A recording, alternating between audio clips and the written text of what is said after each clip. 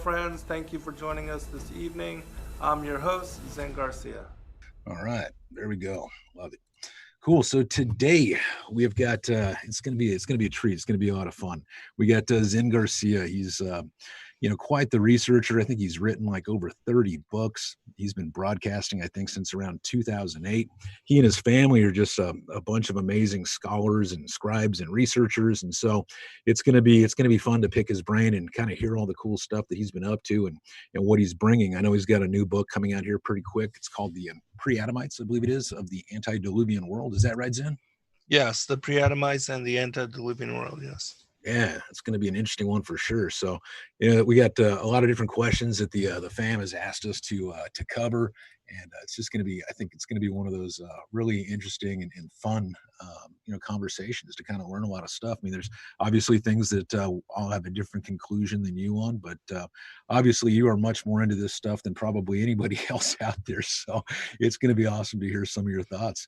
So I guess just to start off, Zen, just kind of tell us, who you are and, where you're from and how you kind of got into, the Book of Enoch and all the scriptures and things like that. Sure. Well, the first time I read the Book of Enoch, I was 18 years old.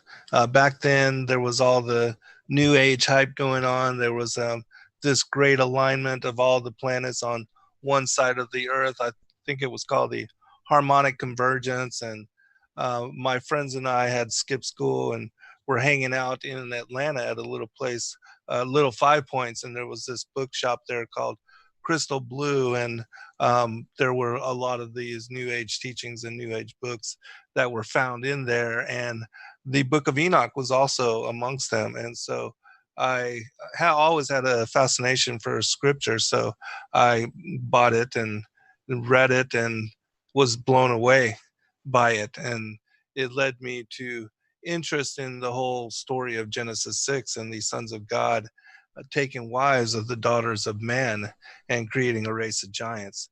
And so it really kicked off a fascination for the esoteric. And also, I was reading at that time a lot of the Zachariah Sitchin stories and the Sumerian mythology of the Anunnaki and all of that. And so I've always had a keen interest in the mythology and biblical prophecy. And then after 2001 with the World Trade Center and those particular attacks, and then seeing that governments were sponsoring terror and creating the boogeyman as a pretext to start illegal wars against innocent people, I began to examine and look into the New World Order and the conspiratorial side of what we are contending with in the world. And it was thereafter, doing my research, that in 2006, Blog Talk Radio came available as a platform, and that many people at that time looking into some of these strange esoteric concepts began their own shows. And so I did that, and I was invited to come on to a lot of different individuals. I know, like my friend Rob Skiba, he also began a show sometime around that time there on Blog Talk as a platform, and many people did. And that began my broadcasting career, and it introduced me to a lot of individuals which were at that time examining these topics and also writing books about these particular issues. And so it was kind of the forefront of the movement on a lot of the esoteric alternative truth, and people that used radio as a platform to reach and share the information they've discovered with others. And then afterwards, many not only inviting me to come on to their shows, they asked me to share my writings, my investigation, the research that I was doing. And so I began to compile the information into many books. And I was already a published author since the time of 22 years of age. I released my first book, Look Somewhere Different, in 1992. And then the one that I started getting into biblical and New World Order and esoteric concepts, was Lucifer, father of Cain. And so that's all about the serpent seed, and how even in this day and age, the New World Order elites are from this one particular bloodline, and that they are contending against the children of Adam, and that this particular enmity between these seed lines ties back to not only what occurred in the garden with Adam and Eve's fall from grace, but also to the separation of light and darkness, and Legion rebelling against the Most High God and causing what is the war in heaven. And that led to the then destruction of the earth in Genesis chapter 1-2, where the earth became without form and void. And the book that I'm writing now about the pre-Adamites and the antediluvian world is specific to all of that. And it covers how the fallen angels had been cast out on what the second book of Enoch describes in chapter 29 and 30 as being the second day. And so from the second to the sixth day, they were present in this world when we were not. And so a lot of what we see with regard to the megalithic structures and the cyclopean architecture worldwide was established by them. And this is why, the what science concludes as the timeline for humanity, that we, became cavemen, cave dwellers, whatever, and then beginning to farm and to gather in tribes, and to slowly start to create what is the structure of society. All this is in fact false, and the truth of it is that the fallen angels have brought down the mysteries of the heaven a long time ago, and they had built the structures, cities, the pyramids and ziggurats and all of that, as a representation of what they had seen in heaven. Um, the ziggurats and the pyramids, I believe, are a representation of New Jerusalem, and that these things were done in very ancient times, and that the Bible speaks about eras and ages to the earth that predate what is the modern 6,000 years of the story of Adam and Eve and modern humanity. And so, many different things in reading the ancient manuscripts and the ancient scriptures as they presented themselves to me. I wrote numerous books, and then we started a publishing company in 2016, and have been also doing compilations of various ancient manuscripts on various themes, like, for instance, the Great Commission 3, the end time apocalypses. We put together a group of stories that are not, many of them were not even found in print up until that time. And they talk about the end of days and prophecy, and how to understand what is written in Revelation. Then we also put together the collected works of Enoch, together with other stories and other manuscripts that have only recently come to light, and which are also not available in print. And other things like Yahushua Christ, the infancy, early childhood, and lost years, because the Bible only speaks about one story of the youth of Christ when he was 13 years old, and he had departed from Joseph and Mary when they had went to Jerusalem for Passover. And then backtracking their steps, they found him in the temple, and he was teaching, schooling the elder rabbis and the people of knowledge. And this, comes out in greater clarity in the infancy narratives, but because you really don't hear about or know about or learn about the story of Joseph and Mary and Yahushua in the lost years. These extra biblical texts can really fill in the gaps and help people to better understand what may remain ambiguous within the canonical materials. Yeah, I mean, so many things that you've talked about right now. I mean, this is stuff you do not learn in Sunday school. It's just something No, not at all. yeah, you don't hear about it in church. A lot of this stuff just sounds, kind of like craziness because nobody's really heard about this stuff. And I picked up the Book of Enoch and read it, I think 2 or 3 times. And I got to tell you, like I was saying before the show started, so much of it's just over my head. And so it's going to be great to get your thoughts on a lot of this stuff. I mean, if you don't mind me asking. I know on your website it shows you in a wheelchair. Can you tell us, what happened there? It looks like you're fence. It looks like you like to fence, but it also looks like Yeah. you're in a wheelchair.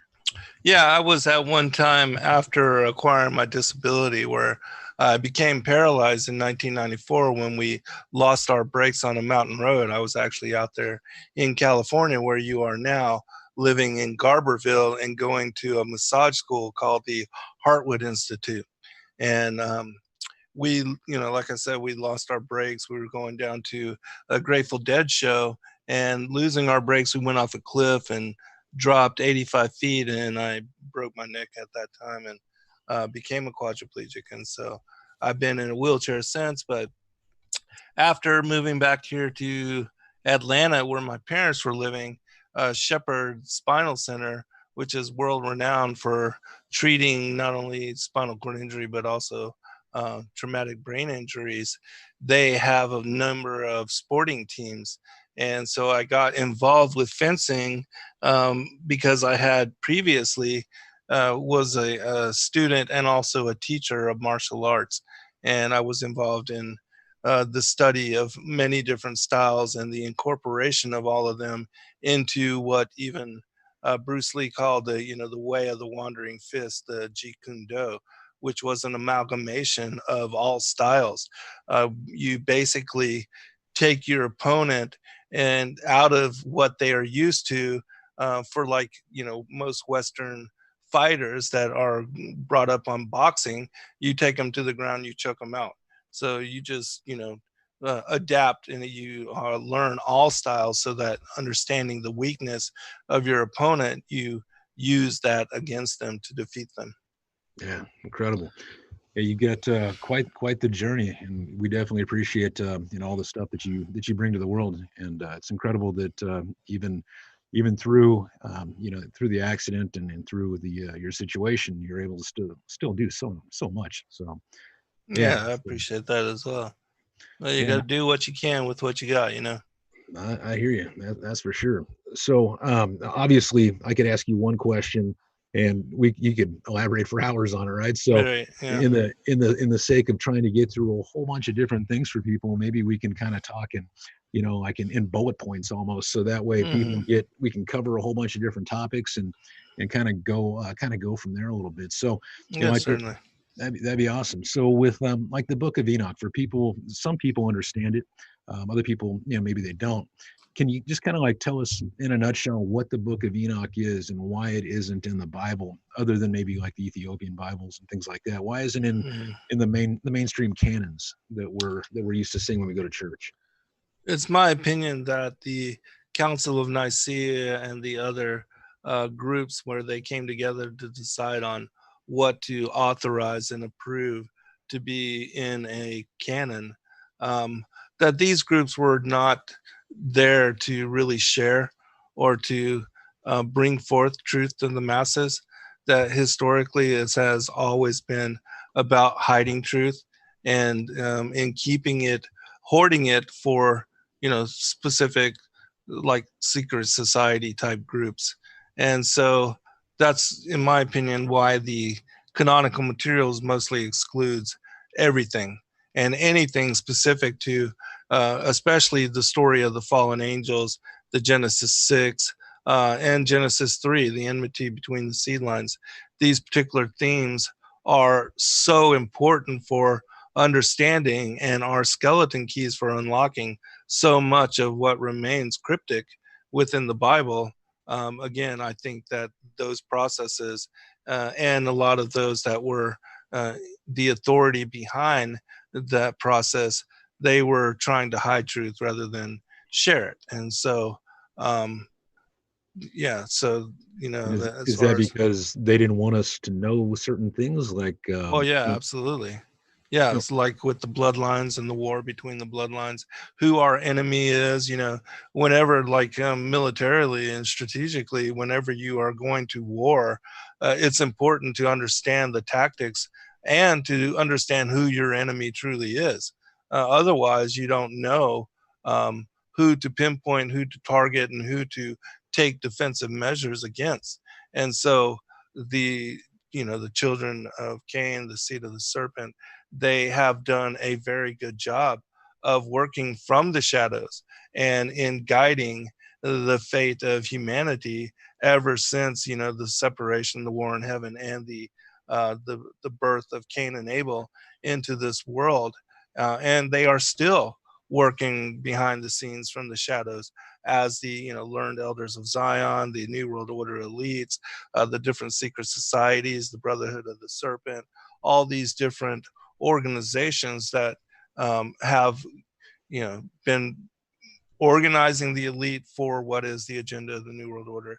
let's Uh, take a step back then. So you're saying that Cain didn't actually come from Adam? Where did he come from, and where do we read more about this?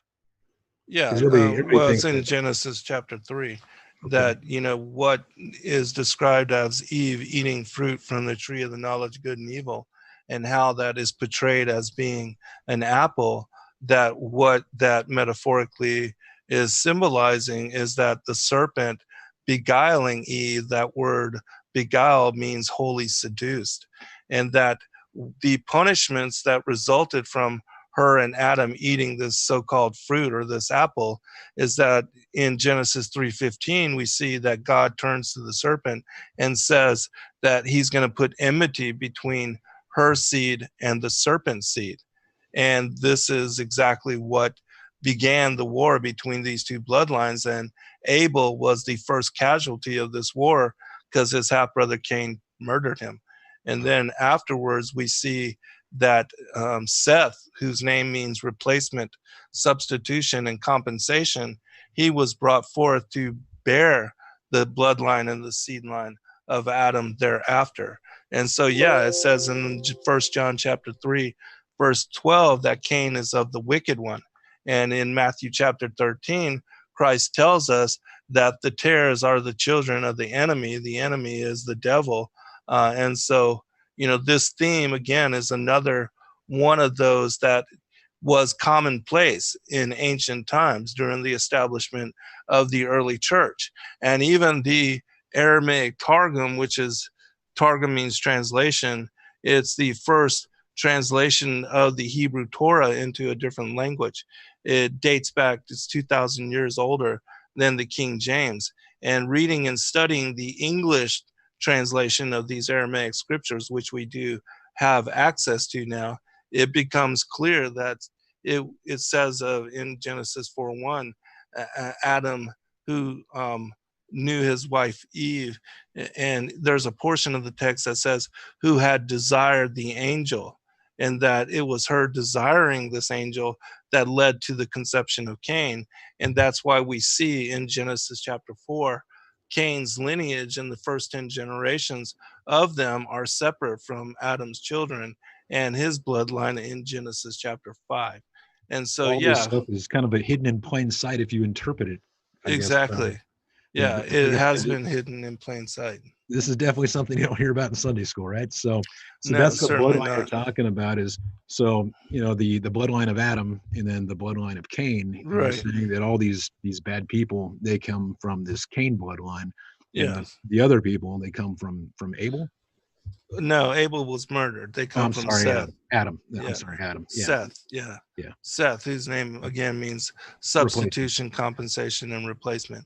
And we see the verification of this in Christ. He speaks about in Matthew and Luke, he says that the Pharisees, he calls them that they are of their father, the devil, and that historically their fathers have been the murderers of the prophets. And then he says from Abel to Zacharias. And Zacharias was John the Baptist, his father. He was the high priest that was killed in the Holy of Holies by Herod when they were searching for John the Baptist. And Abel, we know, was killed by Cain.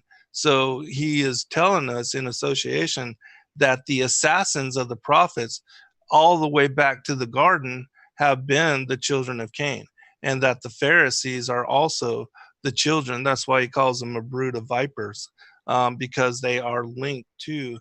And this is strange as well, but Cain was said to have a seraphic appearance, which is a reptilian nature. And so we see that in the scriptures there is preserved a theme that this particular bloodline has a reptilian characteristic associated to it, So which that's I know is very esoteric, but it's true. yeah, that sounds like out of a movie or something like that. So Oh yeah. I've heard about people in the past talking about reptilians and stuff like that up there in the South Pole or in Antarctica or someplace like that. So are these people, these things, still around? And what who do they represent? I guess in today's world that we would recognize and know their names.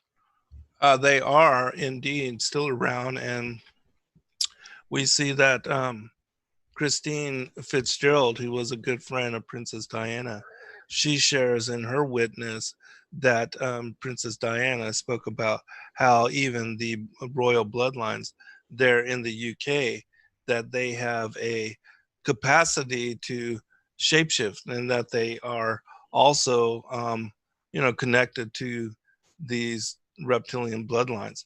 Arizona Wilder also speaks about this, David Icke as well. And this is also biblical, the concepts of, and I know this sounds all crazy, but even looking at the oral traditions preserved worldwide, you see that it is talked about how the Anunnaki, which they're depicted as having and holding form as a feathered serpent, that the bloodlines that rule over many of the different empires and ancient kingdoms worldwide are attributed as having been seated and established by the dragons or dragon like entities. This particular theme is especially predominant in Oriental societies and like Chinese and, the very ancient Far Eastern traditions. And so you see in all the stories of the world, even in um, the testimony of a Sangoma, a African medicine man named Credo Mutwa, that he brings up this same particular theme, and he calls these people the Chitta Uri. And so all of this information is found in great detail in my books. And, I know again that it sounds strange and bizarre, but when you look at the ancient mythologies, the oral traditions, and the legends preserved worldwide, this is the background, the underlying truth which comes forth. Wow. So in the actual Book of Enoch, if you had to sum it up, kind of like in a nutshell for people that haven't read it or whatnot, what exactly does it tell us? What can we learn from it? Is it initially when I first read it, it seemed like it kind of explains everything, right? It kind of explains how the world works. It explains why things are the way they are. But again, it was way over my head. And again, it's not something taught in Sunday school or at church or school. So if you can just kind of like sum up what that is, so we can kind of start touching on different subjects throughout it, that'd be awesome. Yeah, sure. In the ancient traditions, it is said that when Adam was cast forth from paradise, he was given 5 books called the books of creation. One is the book of astrology, the book of signs, the book of the wars of the Lord, the book of the generations of man, and the book of the law. And looking at the book of Enoch, it was said that Enoch was taught from these books. And so, really, what we see in the book of Enoch is an amalgamation of these 5 books, and the different portions speak about and share as testament the story of the rebellion of the Watchers during the time of Yared, Enoch's father, whose name means descent. And his name is preserving the fact that the Watcher angels, 200 said to be in the book of Enoch, that carrying the mysteries of heaven, they descended down to the heavens and took wives of all which they chose. And it was this group of angels that created the giants, and also that established the pagan religions which worship the fallen angels as their fathers. And they did in in this particular worship, they establish victim, blood, and child sacrifice, the consumption of blood, and cannibalism as part of their religious activities. And so that's why we see all throughout the scriptures that, you know, the ancient pagan cultures and the empires that were ruled over by the giants, that they had such behavior and activity. But other portions of the book of Enoch, like Rob and I have been doing a chapter by chapter, verse by verse study of the book of Enoch for now 25 weeks, and or 25 shows, and which, you know, does equate to weeks because we do one a week. But anyways, in the second portion of the book of Enoch, the chapters 46 onward, you see that it is a description of what is the harvest at the end of days, and the separation of the wheat and the tares, and also prophetically speaks about the coming, the second advent, the return of Christ as judge, and that he would at that time, being the elect one and the Son of Man, that he would end the whole duality and theme of good and evil, pain and pleasure, you know, light and darkness. All that would be ended with the return of the Son of Man. But then you have in chapters 71 through 84 what is called the book on the courses of the heavenly luminaries. And this is a description of the heavenly clockwork system. And Enoch describes in great detail the motions of the luminaries. The first portion is the greater luminary, which is the sun. Then he talks about the lesser luminary. Then he talks about the cycles of the planets. And then finally, the constellations and what is the Mazzaroth, or the 12 houses of the zodiac. And thereafter, he goes into what is called the dream vision. This is chapters 84 and onwards. And it gives us an account of the generations of humanity, and also the story of how the angels rebelling against the Most High, that they were the ones that established the seed of Cain, and also the hybrid races that came forth from the children of Cain, which are described in this particular story. It's like an animal farm parable, but he calls them donkeys, elephants, and asses, and they represent the various hybrid beings that came forth as a process of what the Book of Giants in the Dead Sea Scrolls calls the miscegenation of not only humanity but also the animal and plant and, you know, worlds, that they destroyed genetically everything, and that they brought forth many hybrid type of creatures,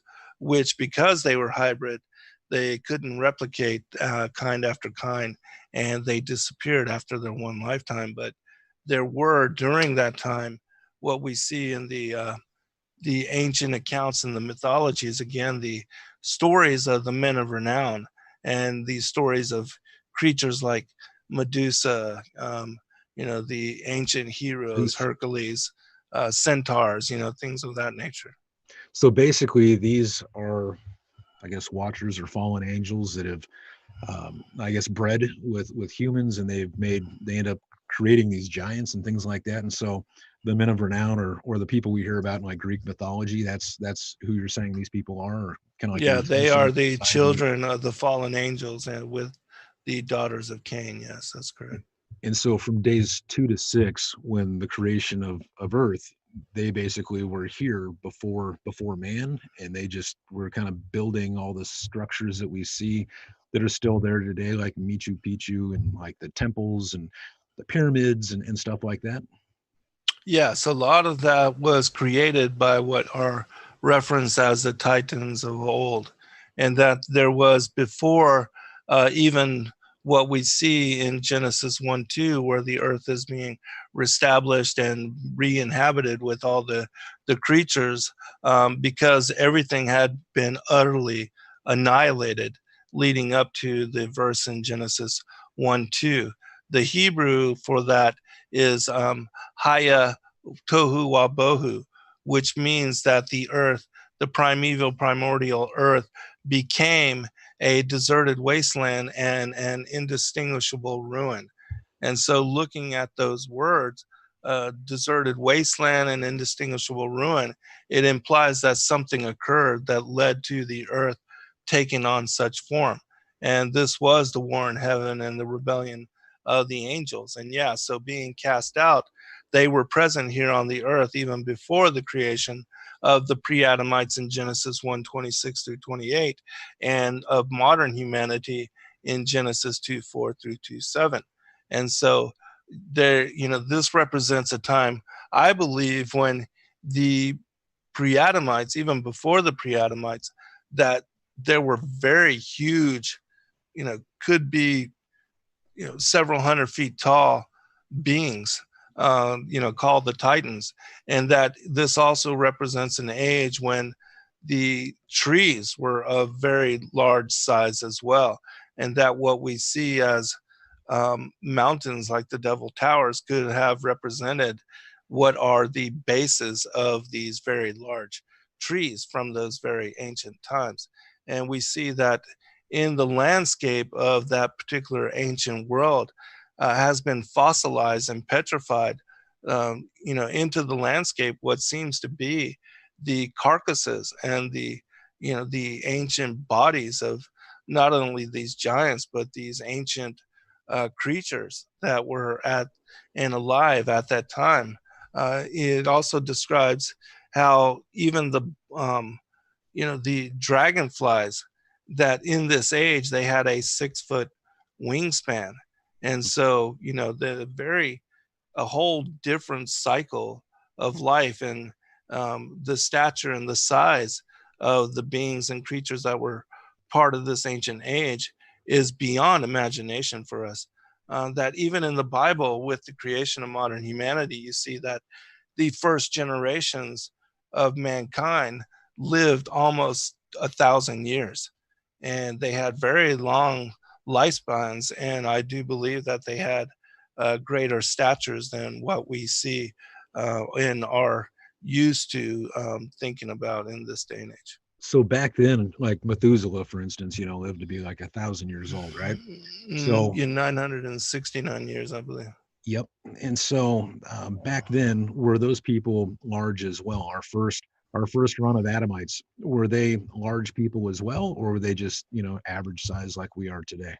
No, I do believe they were of much larger stature, in that in the Gospel of Bartholomew, it attributes Adam as being 90 foot tall.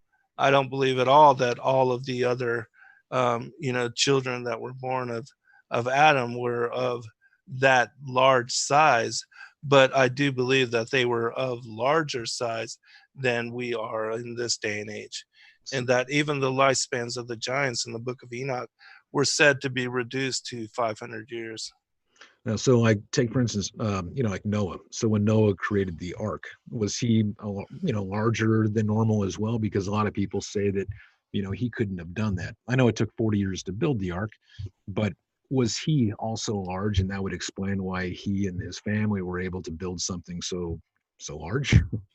Yeah, he was of larger stature, and that in Turkey, there was a time when the grave of Noah's wife was said to have been located there.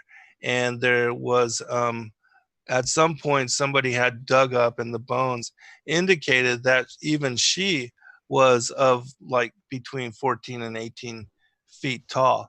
And this story is preserved by Jonathan Gray, who was an archaeologist and has written a lot of material that confirms the investigations and the studies of Ron Wyatt, as he went around the world and was led by God to a lot of archaeological studies which confirm the veracity of those things that are written in the Bible.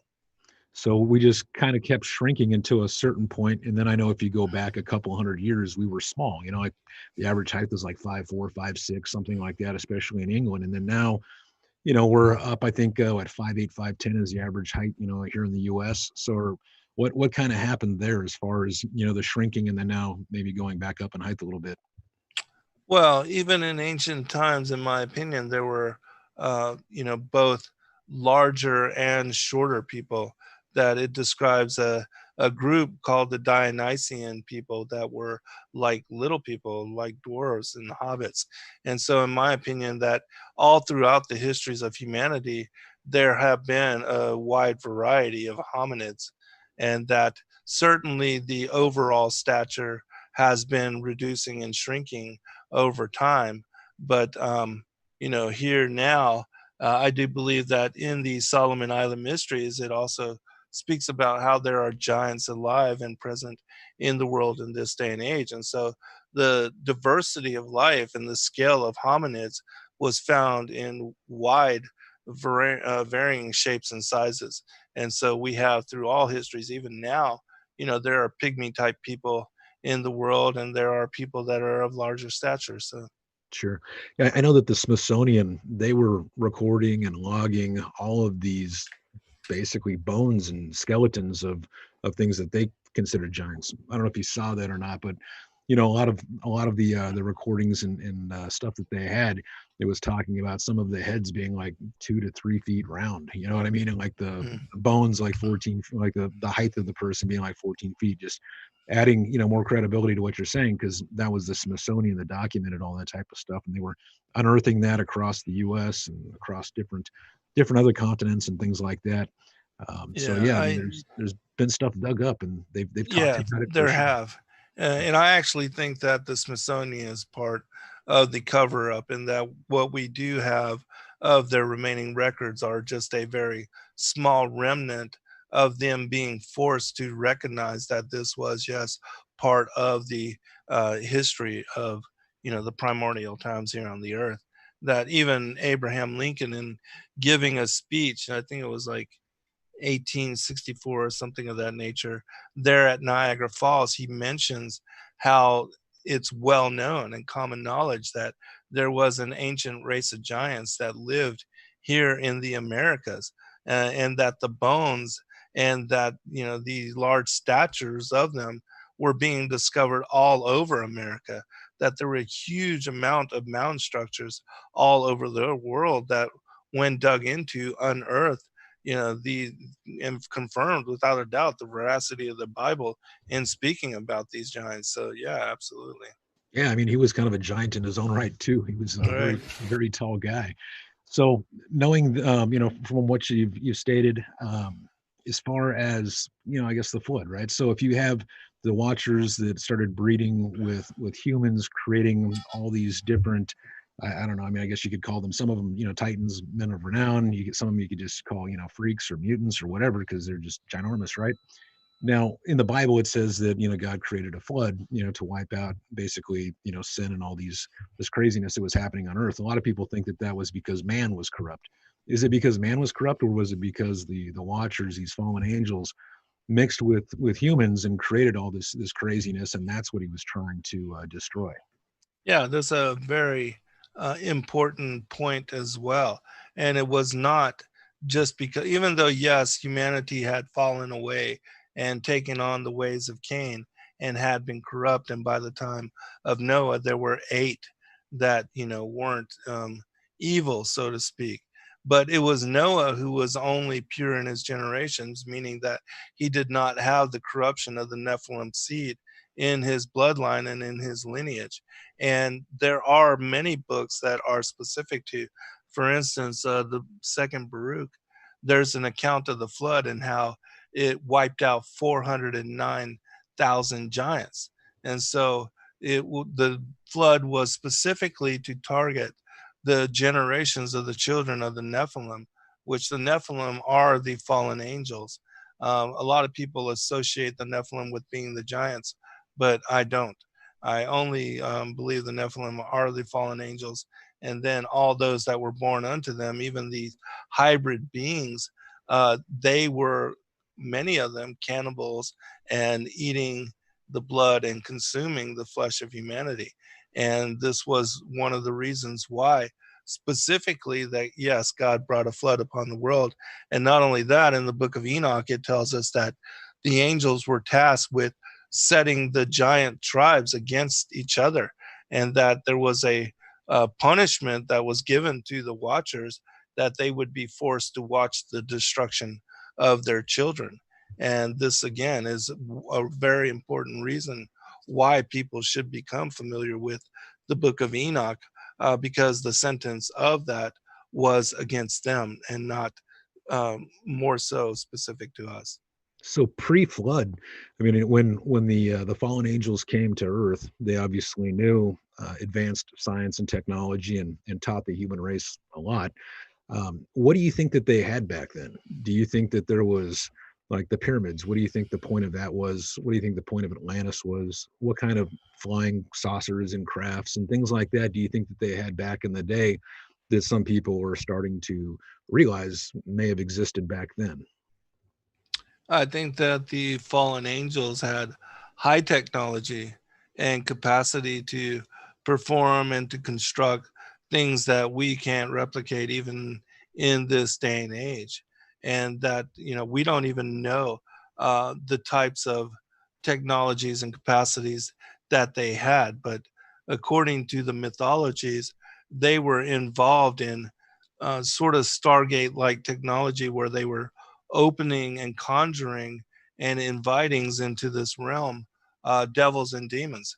And that was part of the reason why judgment was brought upon them, even in the Atlantean age and with the destruction of the old world.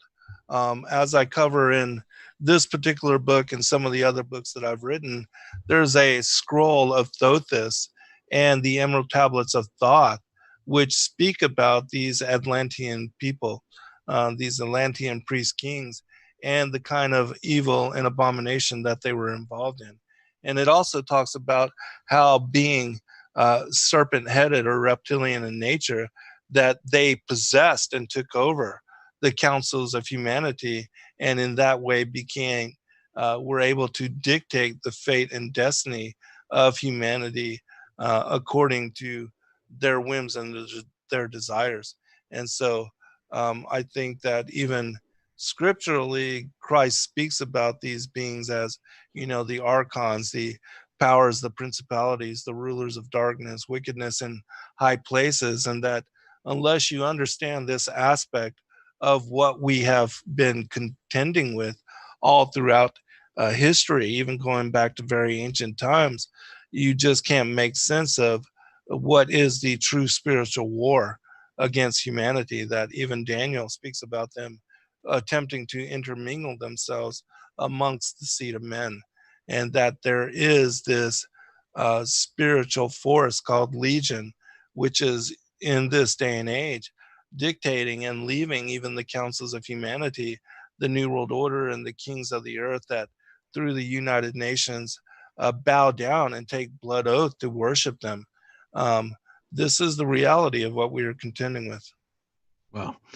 So to backtrack a little bit, when you're talking about portals, what do you think the pyramids? What do you think the main purpose of them? What do you think they are? Well, some say that they were for initiation and for conjuring and interacting with the devils and the demons, which I do believe that some aspect of that may be true. But, there's others that talk about that the pyramid was a source of power and that it was able to generate power and etheric or, electromagnetic, whatever it may be.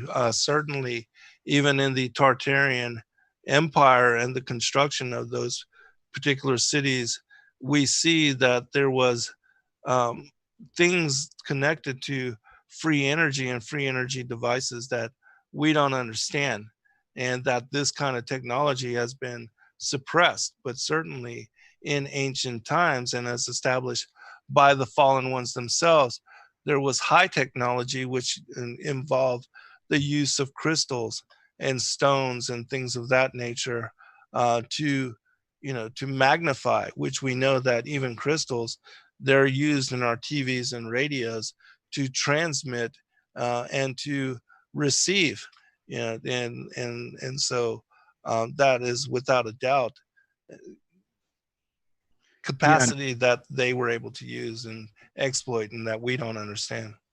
Yeah, it's the when you start talking about like crystals and things like that. Are you familiar with a guy named Dr. Greer? I think he did a couple videos, unacknowledged, and then the other one is Close Encounters of the Fifth Kind. He talks about these these gems or these rocks or whatnot that are used to basically power these spacecraft. Have Are you you heard? talking about Stephen Greer? Yeah, yeah, Dr. Uh, Stephen Greer. I'm I'm not familiar with his work, but I know who he is as being in connection with the Disclosure Project. Yeah, I don't know what that is, but I'd seen a couple of those videos, and it was interesting that they were talking about basically these stones, like what you're speaking about now, was actually used to power these crafts. And even people that think UFOs are crazy, I mean, you saw CNN, right, in the midst of all this coronavirus stuff, they were showing like, I don't know, 10-year-old footage of UFOs. CNN did, MSNBC, all the all the regular channels that we try not to watch, for the same reason we don't drink out of a toilet bowl, right? Yeah, But right. but they yeah, they were showing footage of all these crazy UFOs. So I thought it was interesting you're talking about the stones and the rocks that power things, because I know in Egypt, I think like in the past 10 years or something like that, when they were resurfacing or doing some type of I don't know, rehabilitating some of the structures and things there, some of the plaster, fell off, and it showed, this stuff from, God, I don't know, thousands of years ago that was kind of, I guess, carved into these structures, and it looked like airplanes and helicopters and submarines, Right. things Yeah. like that. So just wonder, how long this stuff has been around, and it sounds like it's been around from the very beginning, right? So Right. we're just Yeah, now. and I think that this is one of the reasons why Christ alludes to in the chapters where the apostles ask him what would be the signs of his return and of the end of the age. He says, "As in the days of Noah, so shall it be in the days of the second coming of the Son of Man." And he was alluding to the high technology of the fallen watchers and the capacity that they had, that they were involved in even the genetic experimentation and the creation of hybrid life forms that they could possess and utilize for their entrance into this world. And we see that, in Ecclesiastes, that Solomon also referenced, is that there's nothing new under the sun, that Right. the things that have been are the things Will that be will again. be. Yeah. Yeah, yeah, for sure. So with Enoch, he's one of two people, I guess, that didn't die. He left Earth to be with God. He was spending so much time with them. Right. Did he actually end up becoming an angel himself when he left here? I think it was like, it's something called like Metatron or something like that. Is Yeah. that him? That is the story according to some aspects of the biblical narrative, that he was transformed into the angel Metatron, and that he was assigned the task of writing and preserving the actions and behaviors of all people into what are the books of remembrance, or the books of life, and that these would be opened at the end of days to determine who would be numbered amongst the elect and who with the children of perdition.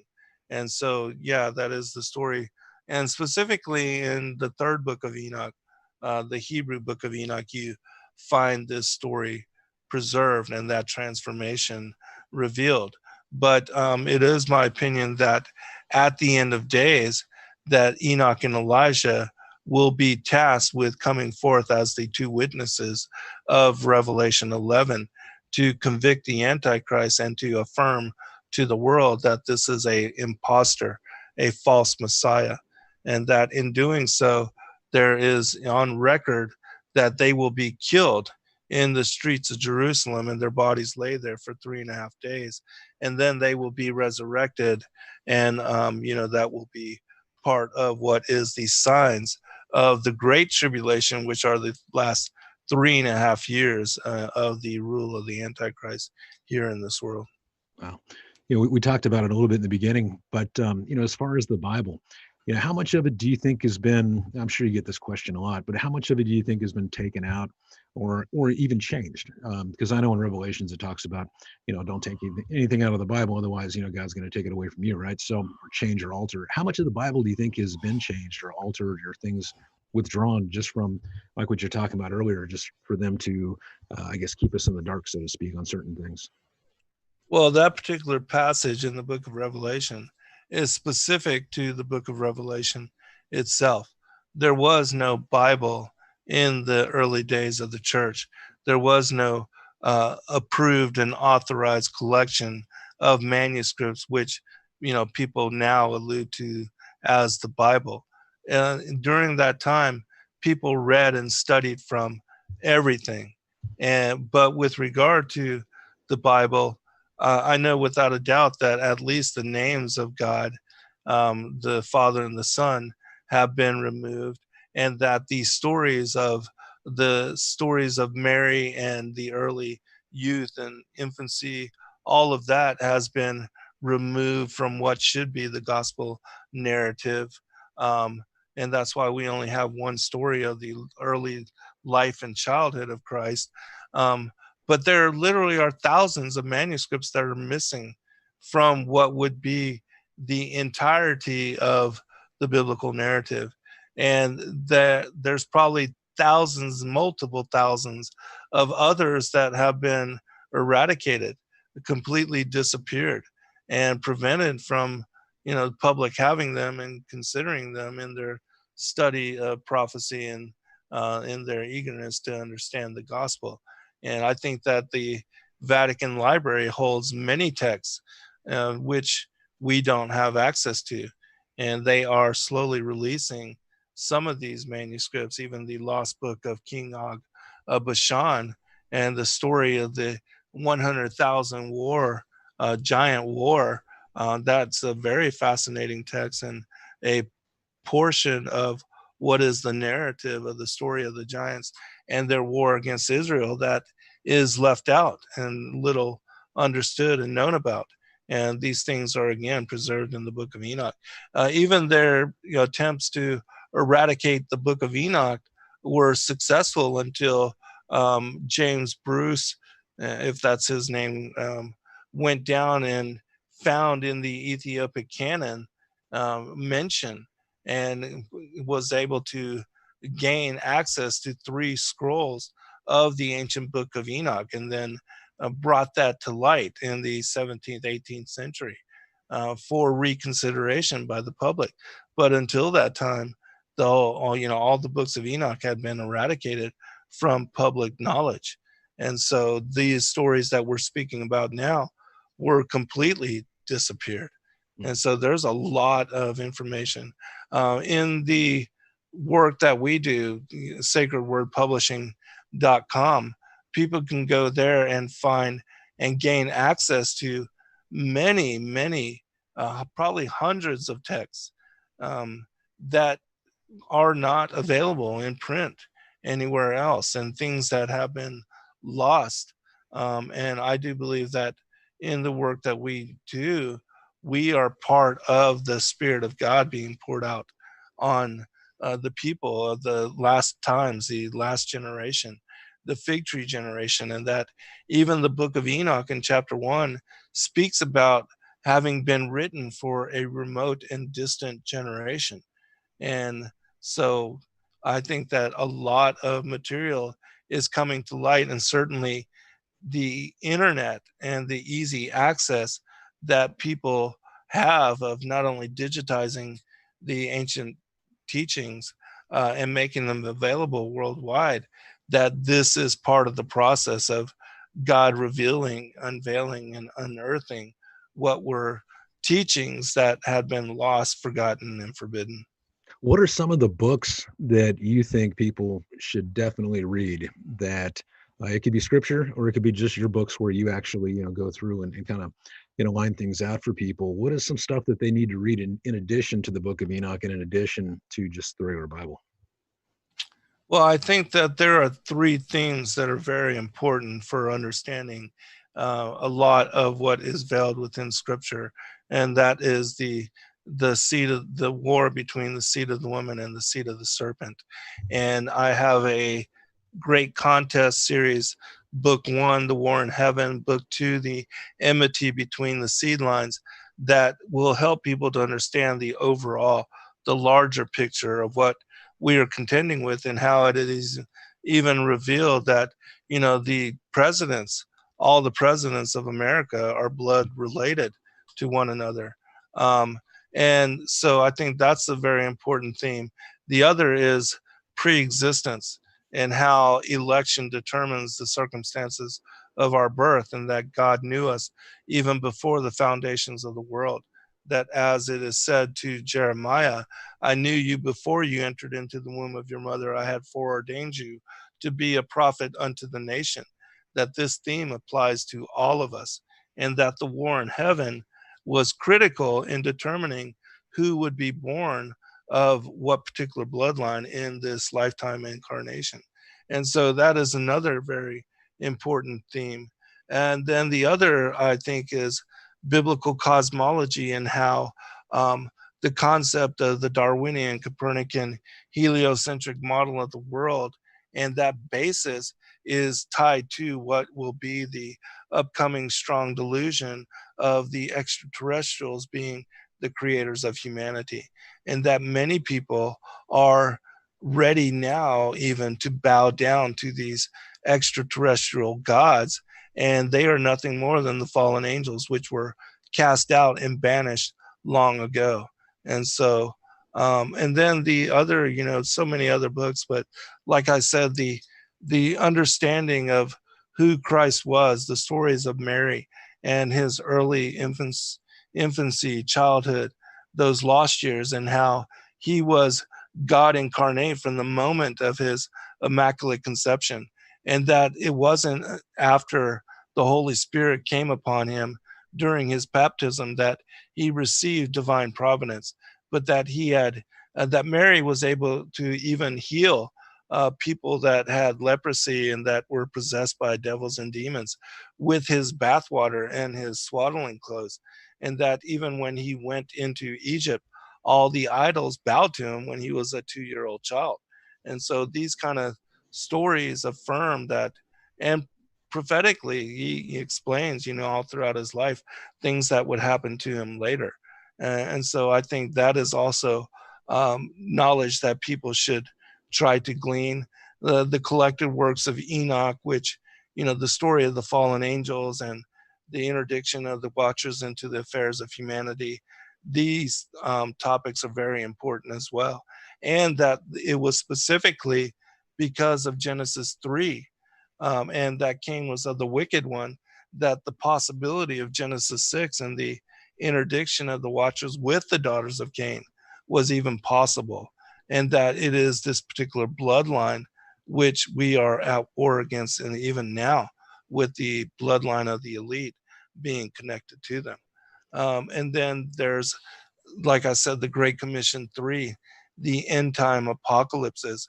That, in my opinion, is the most important area of study for people that are alive right now, because prophecy shows to you that the ancient manuscripts were inspired by the presence of the Most High God, and that only in understanding that truly there is a God, a creator, that we were made in his image, that you can understand that he has revealed through his word and through his prophets the end from the beginning.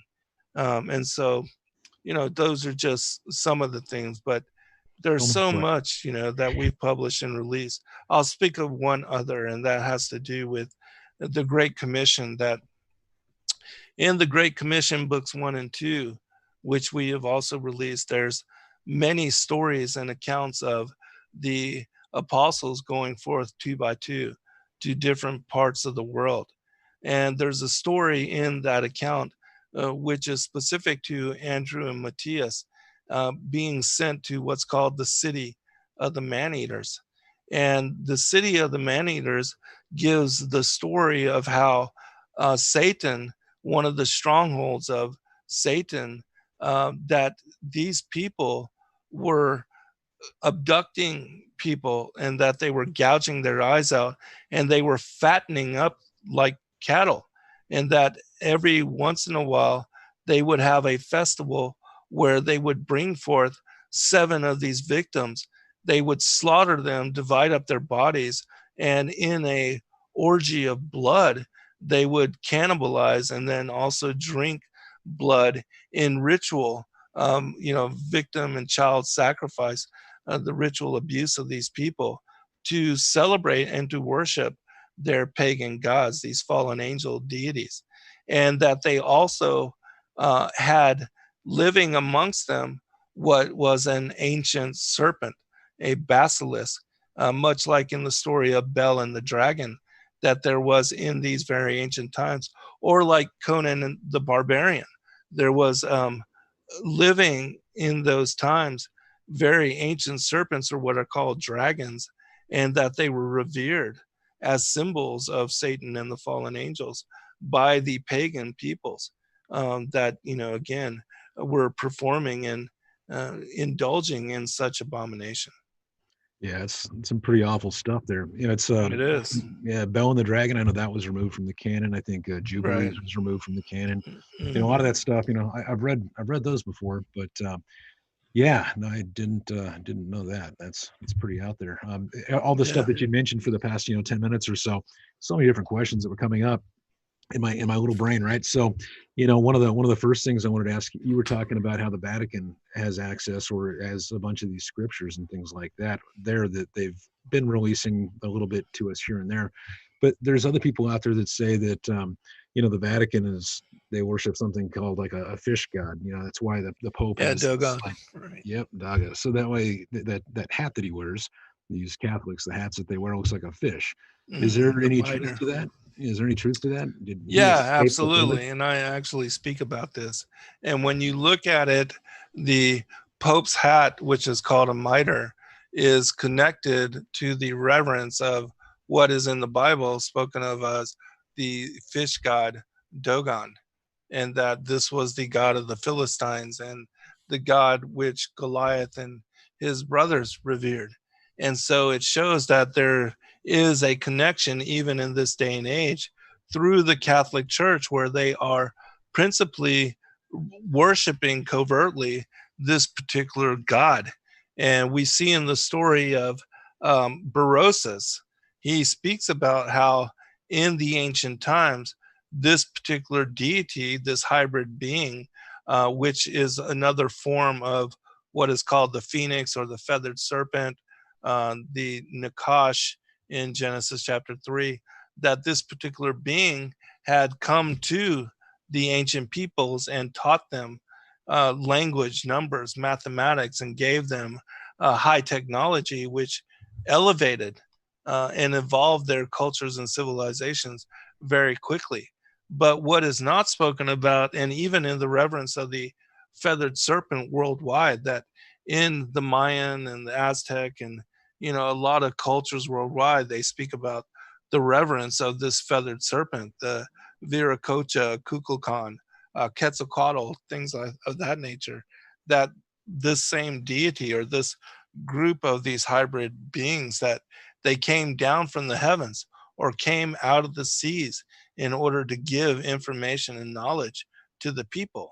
But in doing so, they also established religions where child victim and blood sacrifice were part of the construct of their worship.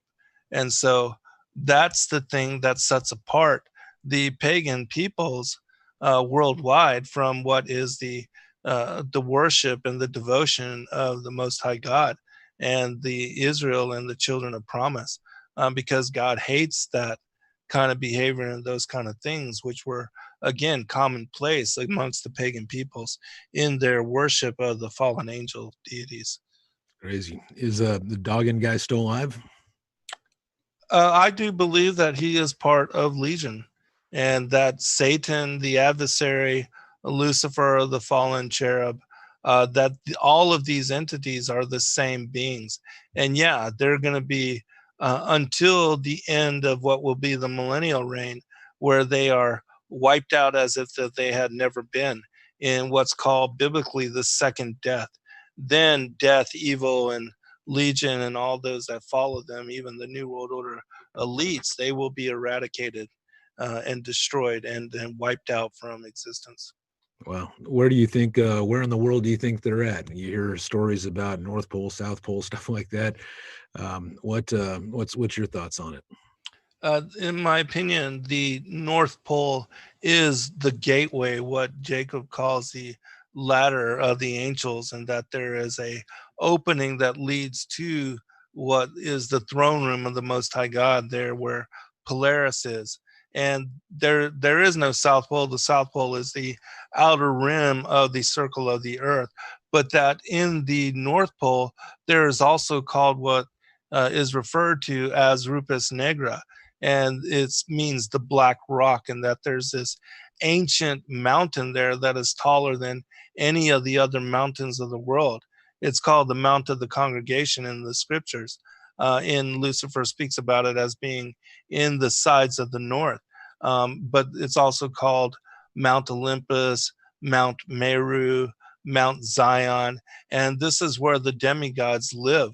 And specifically, as far as the fallen angels and legion, Dogon or Satan, Lucifer or Samael, Azazel, they live in the interior of the earth, that there is a hollow earth entrance, a whirlpool which surrounds this ancient mountain there at the North Pole that descends down into the interior of the earth.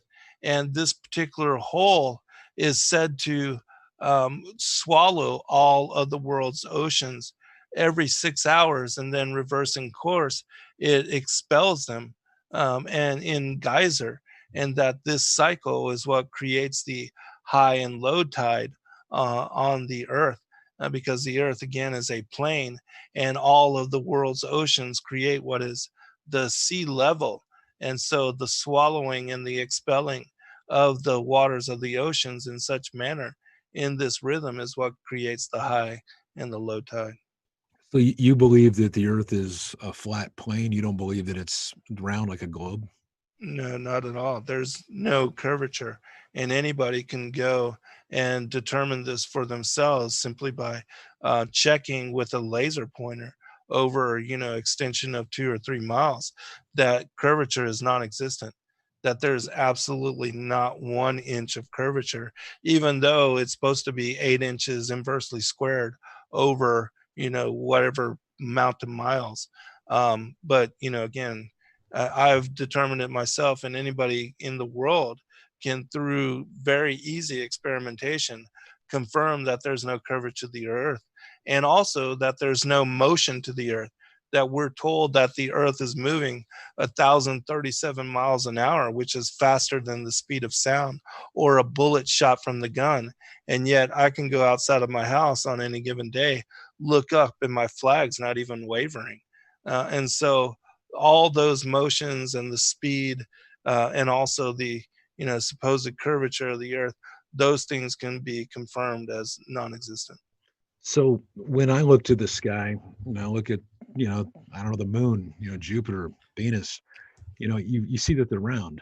So you Mhm. see that these other planets, these other moons, they're all round. Why would Earth be any different? Why would it be, like a Tupperware container when everything else are like round balls up in the sky? Well, the earth is not a luminary. The earth is the foundation for the heavens. And we're told that in Isaiah chapter 40, verse 22, that it is the floor of what is the heavens that are spread above and across it, and that the earth was created as a unit together in the first day. And we see that the sun and the moon weren't even created on until the fourth day. So looking at the Genesis timeline, and the narrative for the creation week, on the first day, you have the earth and the heavens being created as a unit. The firmament, which is a solid structure, being established and encompassing the circle of the earth on the second day. And then on the third day, you have the dry land being elevated above sea level, and that when the dry land appears, that God creates all of the land creatures to inhabit it. And then on the fourth day, the luminaries, which include the sun, the moon, the stars, and also Mercury, Mars, Venus, Saturn, and Jupiter, those are the luminaries. They were put into circle, into tabernacle above the face of the earth. And that's why we see that in the time lapse photography of the movement of the stars over the course of an evening, that the sun, the moon, and all the luminaries, they all move in circle around Polaris. And it's not that the luminaries are moving in circle around the sun. They all, again, even the sun, the moon, everything moves in circle around Polaris, and the Earth is stationary. And it is again, the foundation for the luminaries, but it is not a luminary itself. So, like yesterday, for instance, when SpaceX just put two people up in space, and you watch the footage the whole way through, you can see the curvature of the Earth right there, on YouTube or on TV, and right there from their live stream. Do you think it's Supposedly, doctored then? that Okay. is doctored. Because again, there is no curvature to the Earth, and anybody can go and confirm and test this for themselves. And so, after doing a very simple test with a laser pointer and two mirrors, you have to uh, throw out everything as far as what they are trying to show us of curvature, because it does not exist. And yeah, it is doctored. They are all of the space programs, all of the so-called, um, European Space Agency or NASA, all of them, they are all trying to um, perpetuate what is this illusion. And even in the Apollo 11, when they supposedly went to the moon, if you watch the movie by Bart Cyberell, A Funny Thing Happened on the Way to the Moon, you see that in Apollo 11, that the astronauts are trying to deceive the world into believing, by using the window of the lunar module, that the Earth is a globe, and that the pictures and the video evidence is totally been fabricated, and it's been hoaxed. And if you look at and watch this particular video that's been released, it confirms without a doubt that if the earth were round, why would they have to lie about it? Why would they have to hoax it? And so, again, if you examine even all of the space missions, they never went to the moon. It's not possible. They can't get beyond the Van Allen radiation belts. And they admit it even in this day and age. There's a whole project, Orion, where they're trying to develop the technology to get to Mars, but they admit that they cannot get beyond the Van Allen radiation belts, that the astronauts cannot survive to get past them and to get back. And so, if they're not able to do it back even right now, how were they able to achieve it then? And so, people can do their own homework. I recommend, I've written 3 books on the subject: The Flat Earth as Key to Decrypt the Book of Enoch, The Firmament Vaulted Dome of the Earth, and Paradise, Sides of the North, and The Mount of the Congregation. Gotcha. So basically, everything that we see is doctored. So anything that, like Right. the SpaceX launch yesterday, doctored, all the astronauts' testimonies, Air Force pilots' testimonies, you're saying that those are all manipulated and they're not being truthful? Well, when it comes to the shape of the Earth, they're not, or going to the moon, they're not. Yeah, there's some kind of, there's some kind of launch, and there's some kind of whatever. But as far as even talking about SpaceX in yesterday, you'll notice that they launched at 3:22. The capsule is called Dragon, and that this whatever they deployed, that it was supposed to be picked up by the space station. Well, if you look at even the supposed rate of speed of the space station, it's supposed to be traveling at all these several thousand miles an hour. How are they going to, capture something with a net, or, even if it's not moving? Or how is something that's deployed going to catch up to the rate of their supposed rotation for them to safely bring this particular package into the space station? It doesn't make sense. And even looking at the way that the space station was developed, there's no compartmentalization like in the instance of the building of the sub or a submarine, that if you have a breach and one particular hull gets flooded with water, you can lock up and separate all of the different aspects and portions of that submarine. But this is not the case for the space station. So if even one little part of the space station gets breached, even hit by debris or a particle the size of a marble, it would absolutely destroy it. And yet there's no emergency measures for them to be able to seal off and to prevent the air, or as far as their oxygen dissipating. I mean, it just doesn't make sense. So a lot of what has been pushed forth by NASA, in my opinion, is easily debunked.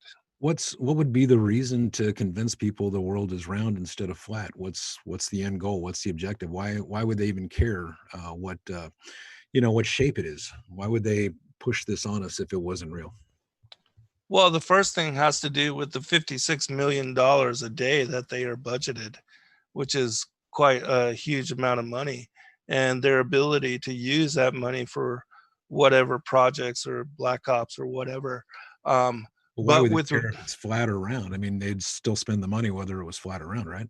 Yeah, and that's a good question. But again, I think that the theme of it, and even the when you look at the establishment of NASA going back, the occult establishment of NASA, is that they have been worshiping these pagan gods and these pagan deities. And again, I think that the end game, and the Bible warns about us about this, is that now with the Ancient Aliens, the History Channel, they are pushing the theme that the extraterrestrials are our creators. And in the Sumerian mythology, it speaks about how they were able to set up colonies on the moon and Mars and things of that nature. Well, when you understand that the luminaries that are above us, that the stars are not suns, and they don't all have planetary systems around them, but that the sun is unique in its construct, as is the earth, the possibility of these beings being from galaxies and light years away, and that they were able to evolve intelligent life in a manner that they were able to seed life here on the earth so many millions of years ago, or whatever it is that they're going to claim, that all that becomes nullified. It's not possible. In fact, the luminaries are very, even the sun and the moon, they say that the sun is 93 million miles away, and that you can fit 108 Earths across the center of its diameter. But yet, the sun in the Book of Enoch, the sun and the moon, are said to be of same size and very small, because they were put into the tabernacle of the firmament, and their rotational cycles are below what is called the firmament. And so, in according to the Genesis timeline, they are of very much smaller stature than even the circle of the earth or the firmament that was fitted to it. And so, again, even like with what just happened with the 2017, where we had the solar eclipse, and yet, we're told that the moon is 240,000 miles away, and that it's so many times bigger and larger than the earth. And yet the shadow of what was cast from the moon upon the face of the earth was only 70 miles across. And if you take a flashlight and you shine its light onto an object, its shadow is usually much larger than even the size of the object. And so, how is it that the moon, its shadow could only be 70 miles across, and that you can see it as a little dot on the face of the earth, and that this dot is where total eclipse happened? All of that just, again, does not make any sense. Yeah, I'm one of the guys that still thinks the Earth is round. It's just so we're on Well, the most same. people So, do. Yeah. yeah, so we're on the same page there. Just Netflix. Well, what did you think about Netflix, where they did that behind the curve documentary? I don't know if you saw that or not. Where we I had a did. bunch. Yeah, what did you think about that? I think it was purposely doctored in order to skew and to make people that understand biblical cosmology like I do to be like tinfoil hat wearing people, and to make the premise of this laughable, so that people won't even examine it or look into it with serious consideration. And I think that what they did was a hit piece against the movement. But again, it's very easy to determine that curvature is non-existent. And I challenge anybody out there to go and do a simple test for yourself. And another thing that you'll, when you really examine this particular topic with open mind, is that you will find that uh, lighthouses, cityscapes, statues, monuments like the Statue of Liberty, that they can be seen at 60 miles distance. And even the island of Oahu, its cityscape can be seen from Kauai at 100 miles distance. Well, according to the formula for determining the curvature of the Earth, this should not be possible.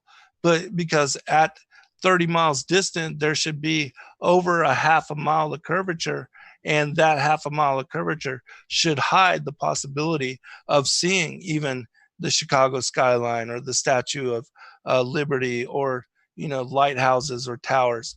Uh, they should be completely hidden below the curvature of the Earth, and yet you can see even beyond 60 miles distance. Like I said, lighthouses, the Statue of Liberty, the New York skyline, the Chicago skyline. There's structures from all over the world which verify, again, the non-existent nature of curvature. Interesting. So I guess back on the Catholic Church, we'll go back there a little ways. You talked about the fish god, and then everybody talks about the Pope. The Pope is in charge of Catholicism basically, but then there's this other narrative, this other belief that there's something called a Black Pope. Have you heard of this? Are you familiar with it? Yes, I am. And yeah, it's the same thing with all of the governments of the world. Even like here in America, that we have Donald Trump that is president, and yet he is not the person that is in power. He's just a puppet on a string, So and who is in charge then? well, the Bilderberger elite and the New World Order elites that come together to decide even who's going to be brought forth in contention of a particular election. It has always been that way. The Royal Institute for the Affairs of Nations, which is and we have here in America the Council on Foreign Relations, the Trilateral Commission. We have these aspects of secret government that, having existed for a very long time, they are the ones that are truly ruling from behind the scenes. Even like the Federal Reserve, they're the ones that print the money and loan it to our governments at interest. All of the income taxes of people living here in America go down to just pay the interest on this debt. And so, they're the ones that really rule from behind the scenes. And they show you, even on the dollar bill, you have, the Illuminati pyramid. And then you have the eye at the top of the Illuminati pyramid, which is separate and detached from that pyramid. That represents Lucifer and Satan, the powers, the principalities, the rulers of darkness, wickedness in high places. They are the ones that are truly ruling over the affairs of humanity. Gotcha. And so, what's the Black Pope's purpose in all this? Who is it? What do they do? The Black Pope is simply a figure that answers directly to Satan and Legion, and they push forth the agenda of the New World Order, and that the real Pope, the White Pope, he's just a figurehead, in similarity to all the presidents that are supposedly elected in all the different parts of the world. They're just it's like the Kentucky Derby. Everybody has all these different horses. They're all running a race. You can all bet on them to win, but it's the owners that are behind the scene that fund and control and own each one of these horses. They're the true power behind these dog. It's a dog and pony show, basically. Wow, gotcha. So back to I guess the creation, right? So over a 7-day period, well, I guess 6 days. How long do you think each one of those days are in our traditional, scale of time? How many hours do you think a day was? Was it 24? Do you think it was, when you try to piece this all together and figure out how much time has lapsed from day 1 to day 6 to day 7 to where we're at? What do you think the time scale is? Well, I do believe that in the scriptures, it tells us in Psalms 90 that a day is as 1,000 years unto the Lord, and that going back to what is the recreation of the earth and the heavens after Genesis 1:3, that we had literally in the first creation week these 24-hour periods, but that they equate to, in what is called the Second World Age, 1,000 years, and that the Second World Age is a period of 1,000 years, which equals 120 jubilees of 50 years each, and then 1,000 years for the millennial reign. And so, um, yeah, I believe that the Second World Age is a duration and a period, an epoch of 7,000 years. Gotcha. And then the actual war in heaven, is that something that's still going on today? There's, a lot of questions around that. How did it start? How long has it been going for, or is it over? When's it come back? What do you think? Yeah, it is ongoing today because, the legion, the devils and demons that were cast out of the heaven, they are here on the earth. They've been given temporary reign, and they are waging war for the souls of humanity, and that they are trying to influence us into committing sin, which will find us, like them, excluded from salvation. And that their whole purpose now is to cause humanity to sin to such degree that we are not included in salvation through Christ. And so, yeah, the war in heaven is happening in the hearts and minds and the spirits and souls of every human being alive in this world, and that has incarnated into flesh form. And this will continue until the second advent. When Christ comes again, then he will take his judgment seat, and he will separate the wheat from the tares. A lot of people think that, this is kind of like the end of days going on right now. What's your thought on that?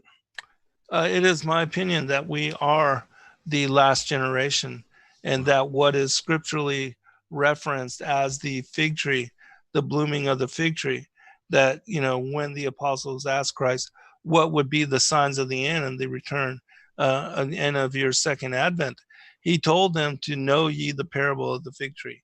He told them, be wary that you are not deceived, that there's going to be rumors and wars and rumors of wars, earthquakes in diverse places, the waves in the seas roaring, and that we will be, persecuted for his namesake, all these things. But then he said, know ye the parable of the fig tree. And the fig tree is, in my opinion, connected to the recreation of Israel, which happened in 1948. And that this was the sign for our generation, that those that would be alive would be those that would be here when all the prophecies are fulfilled. And that this is affirmed in numerous manners, in numerous prophecies, in numerous ways. And so, yes, I do believe we are the last generation. And Psalms 90, verse 10, it describes a generation as being 70 or 80 years by strength. And the 70th anniversary of the creation of Israel happened in 2017, when Trump moved our embassy to Jerusalem and recognized Jerusalem as the capital of Israel. And so I believe that, we have less than 10 years before something of, what could be the end of days will creep upon Wow. us. Well, talking about the second coming of Christ, our buddy Rice Crypto here, he asks you to summarize, who is Jesus from your research and all the miracles, and did he actually die on the cross? That's what Rice Crypto wants to know. Yeah, Yahushua is part of what was the pre-existent Godhead, and that the Godhead is the Holy Trinity, the Father, the mother, the feminine aspect of the Godhead, which is the Holy Spirit, and then the only begotten Son, which is Christ, and that he took on flesh embodiment, that when the devil tempted Adam and Eve and they fell, that he gave a prophecy to Adam that he would enter into flesh, be born of his seed, and dying on the cross, he would descend down into Sheol and free them from the bondage of Abraham's bosom. And this, in fact, is exactly what he did. And that being resurrected, he restored them to life, took them back to paradise. They were given over to the archangel Michael, baptized in the Arturian lake, and then allowed to enter. They were restored to their first estate, allowed to enter New Jerusalem, paradise, the city of God. And that he made promise then that he would return again. He said, I go forth now to prepare mansions. In my Father's house are many mansions, and that he will come again for us. And so there is a time at the end of days where he will return, and then the harvest, the elect will be numbered with the children of promise, and the children of perdition, the seed of the serpent, will be numbered with the wicked.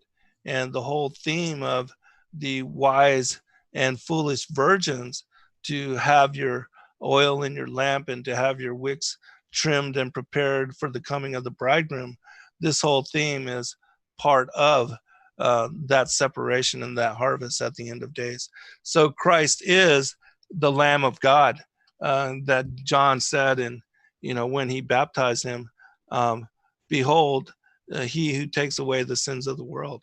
Because being the Son of God, he had the authority to forgive our sins, and also that salvation is through him. Gotcha. Yeah, I definitely agree. Now, where do you think he was at in the missing periods of the Bible? A lot of people say that he went to India. Some people say he went, to the Orient. Some people even say that he actually died in India after being resurrected. Have you heard any of this? Heard any of this stuff? He didn't die, but yes, I have heard, and there is possibility of his having made a journey to India. There is a tradition of stories that he did um, come there and left a legacy of divine occurrence there as well, just as he left miracle of his presence all throughout the world. Even the Native Americans have a tradition of what they call the pale healer, and stories of Yahushua having come to them and having traveled not only all through North America and meeting all the tribes, but also going to South America. There's a book called He Walked Amongst the Americas, which describe and share all of these ancient stories. And there's also speculation that his father, Joseph of Arimathea, who had a fleet of boats, that he could have possibly traveled even to what is the UK, in that particular area of the world. But again, we don't know for sure, because the legacy of the stories of his life are excluded from the canon, which again is the reason why I think people should study the Yahushua Christ infancy gospels, the lost years, and the early childhood, to gain insight into possibly what happened and where he was during the legacy of that time. Yeah, it sounds like there's a lot of stuff to catch up on that's not in the actual canon. Another common question I get, the people were asking is, where do you think the Garden of Eden actually is or was? Well, the original paradise is in heaven, and it's where New Jerusalem is. And this is above the vaulted dome of the earth. It's called the city of God. And this is where Adam and Eve were taken, as well as all of their descendants, once Christ resurrected. In the story of the Gospel of Nicodemus, we have that Christ even told the thief that died on the cross with him, "This day you will be with me in paradise." And he was given a pass to go above the vaulted dome of the earth again, and he waited outside of the city gates for Adam and his descendants to arrive. And that when he did, the thief told them the story of how he had seen all of the signs, the miracles in the heavens and the earth, and that believing that Yeshua was truly the Son of God, he asked him to forgive him and to remember him when he came into his kingdom. And so Yeshua then promised him that he would be forgiven and that he would be in paradise with him, which is exactly what happened. And then when they entered into paradise, which is again in the third heaven, even Paul mentions this in Second Corinthians, that above the vaulted dome of the earth, Enoch and Elijah were already there in paradise because they had not yet succumbed to death. And Enoch and Elijah told Adam and his descendants that they had been preserved and that they were going to be the witnesses of Revelation 11, that they would go forth at that time to convict the Antichrist that he was the false Messiah and that the Antichrist would kill them in the streets of Jerusalem. And so, these are prophecies that are found in many ancient manuscripts. But yes, the New Jerusalem, it describes in chapter 20 and 21 in Revelation that it will descend out of the heavens at the end of days when Christ comes again, and that it will be here upon the earth that he reigns with those that are, God willing, numbered amongst the elect, and that the 1,000 years of the millennial reign will take place here when the city of God again descends out of the heavens, and those that are worthy then enter in with him. Wow. So is this kind of like I guess you call it like a different dimension or something like that? Like we have Jacob's ladder where he saw people going in and out. Would this third heaven be considered, like an alternate universe or dimension, something like that? Yes, it would be, because flesh is not allowed there. And so, when the prophets and were allowed to go there and to visit and were given a vision of paradise, even like I mentioned, Paul in Second Corinthians, he describes having been taken, whether in body or out of body, he doesn't know, but he was given a vision of paradise and he saw it above the third heaven. And you cannot go there with your flesh. You can only go there in spirit, and that's after death. And those that are part of the righteous, they go to paradise and join the other prophets, the patriarchs, and the children of Adam that are already there. But those that are numbered with the children of perdition, they go to hell, or what's called Sheol, and that is in the interior of the earth. Yeah, I was going to ask you, what do you think happens when we die? Like right now. So, for instance, when somebody dies, do they just go to this, other dimension, heaven, or do they go to hell or Sheol, right now, or is there kind of a waiting period before that happens? No, there is no waiting period. The determination of that occurs very quickly. And I would recommend that people read a text called The Vision of Paul. And from chapters 12 through chapter 16, this exact question is answered. And Paul is given a vision of what happens to a righteous man and also one that is wicked after the point of death. And so with the story of the righteous man, when he died, the both sets of angels, the good angels as well as the angels of hell, they come forth to see if there is anything of their nature within the man. And if that man does not have a wicked nature, or is inclined to evil, then the angel, his guardian angel, comes forth to be his protector. There is a jury trial, and then the guardian angel and also the Holy Spirit, they give an account of the actions and the life of that particular angel, that particular person, and whether he is worthy of going on to paradise, or if he was wicked, then the angels of Sheol, there is no protector for him, and they are able to drag him down to hell. And Wow. so again, the account of both of those narratives can be found in the vision of Paul, chapters 12 through 16. So I got a bunch of questions now since I heard that. All right. So, in Christianity, we believe that once we, accept Jesus into our lives and make him our Lord and Savior, we're fine, right? We're supposed to go to heaven.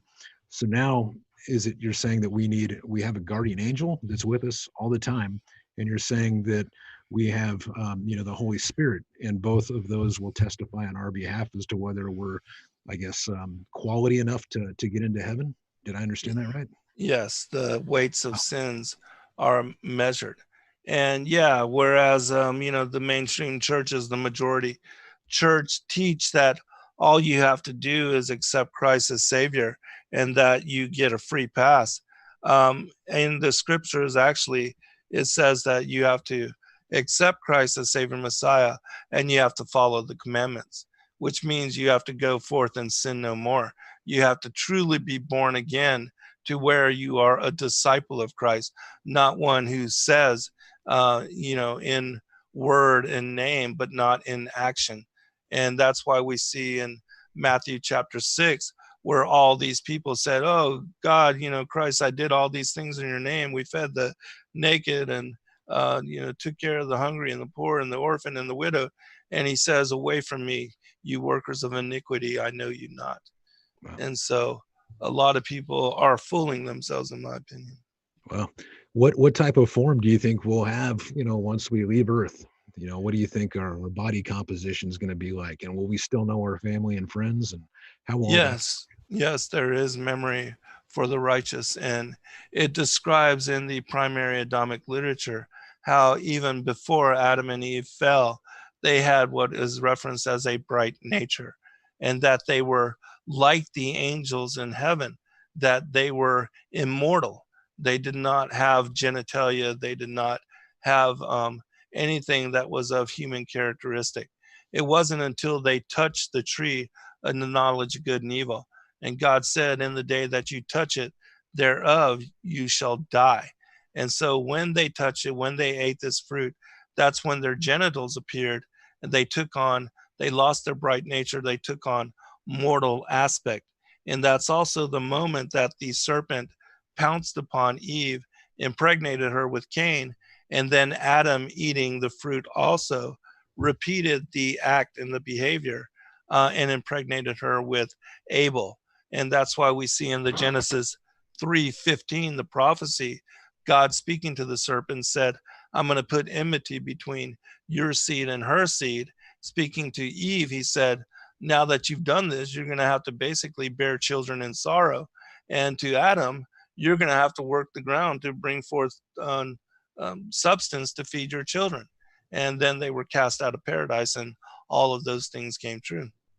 So when they were cast out of paradise, where'd they land?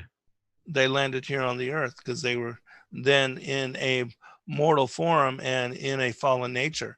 And that's when the cherubim were put into place to protect the tree of life, because it's at the end of days that those that are worthy will receive fruit from the tree of life, and they will be turned into glorious embodiment and allowed to enter into New Jerusalem, which, as I said, is above the vaulted dome of the earth in the third heaven. Gotcha. And then you said that we all have a guardian angel. What do you think this entity is doing for us on a daily basis? The guardian angel is that angel that, you see in the Looney Tunes. You got the good angel on the right shoulder, the bad angel on the left, and they're trying to warn us not to commit sin. It is the conscience within us, as well as the Holy Spirit. The Holy Spirit is described as the breath of man. And it is that portion within us that animates our bodies and gives it, consciousness. And so these celestial beings are with us all throughout our lives, and that are giving us and trying to lead us into performing actions which are good, and to not follow sin and to not fall away. And so you'll see that when you read the stories, it describes how, those that are righteous, that the angels and the guardian angels, they revel in the actions and the behaviors of such a soul. And those that are evil and wicked, they didn't even want to be with them throughout their lifetime, because it actually hurts the angels to see people commit sin or to cause harm to others, and they don't like it.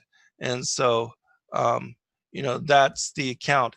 And every evening at twilight, it says that the angels go forth to speak to and to bring an account of what we have done over the course of that day. And these things are written into the books of life. Wow. Well, I guess that explains. Do they actually protect us when you say, guardian angels? Do they actually protect us from different things aside from just whispering in our ear to do the right They thing? do. Yeah, Absolutely. that explains why I'm still here a whole bunch of times. Then I I guess think so. Me I, too, brother. I must have a guardian angel on overdrive, man. He's putting in a lot of overtime for sure. But Yes, we all do.